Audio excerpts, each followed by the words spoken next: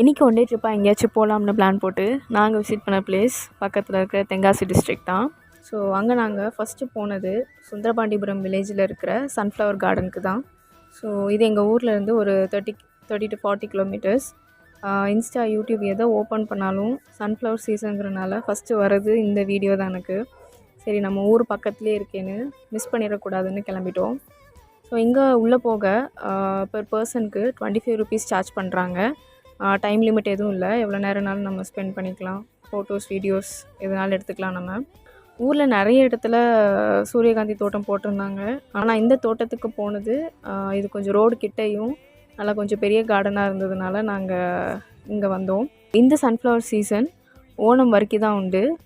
அதுக்குள்ளே இந்த பிளேஸ் பார்க்கணும் அப்படின்னா கண்டிப்பாக ஓணம்குள்ளே வாங்க. அங்கேருந்து கிளம்பி நாங்கள் அடுத்து போன பிளேஸ் வந்து அன்னியன் பாறை வியூ பாயிண்ட்டு. நேம் கேட்ட உடனே தெரிஞ்சிருக்கும் அது எதுக்கு ஃபேமஸ்னு. ஸோ அண்டங்காக்கா கொண்டக்காரி சாங்கோட ஷூட்டிங் பிளேஸ் தாங்க இது. உண்மையை சொல்லப்போனால் அந்த பிளேஸ் ரொம்பவே அழகாக இருந்துச்சு, பயங்கர காற்று. ஸோ அங்கே உட்காந்து அந்த வியூவை பார்த்துக்கிட்டே இருக்கலாம். நேரம் போனதே தெரிலங்க. இந்த பிளேஸ்க்கு என்ட்ரி ஃபீஸ்னு எதுவும் இல்லை, ஃப்ரீ தான்.